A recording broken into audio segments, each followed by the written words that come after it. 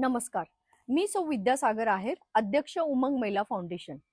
14 फेब्रुवारीला चक India live concert Salim Merchant सरांचा 350 निराधार विद्यार्थ्यांसाठी त्यांच्या शैक्षणिक भवितव्यासाठी आपण आयोजित केलेला होता. अशा दिग्गज गायकाचा शो फेक कसा म्हणू शकतात? सलीम मर्चंट सरांच्या सोशल मीडिया अकाउंट मधनं ह्या नाशिक कार्यक्रमाची पोस्ट झालेली आहे. त्यांच्या कॅलेंडर मध्ये सुद्धा 14 फेब्रुवारीचा इव्हेंट हा नाशिकसाठी दर्शवण्यात आलेला आहे. मात्र काही समाजकंटकांनी व काही प्रस्थापित अधिकाऱ्यांनी त्याला फेक दाखवण्याचाच प्रयत्न केला. माय एनएमसी च्या महानगरपालिकेच्या इंस्टाग्राम वरनं 9 तारखेला हा सदर प्रोग्राम फेक आहे असं दाखवण्यात आलं. मी माननीय आयुक्त श्रीमती खत्री मॅडम, माननीय उपायुक्त श्रीमती नायर मॅडम व नाशिक महानगरपालिकेचे पीआरओ श्री योगेश कमोद यांना हा प्रश्न विचारू इच्छिते. आमच्याशी कोणताही संवाद न साधता त्यांनी आमचा प्रोग्राम फेक कसा दाखवला?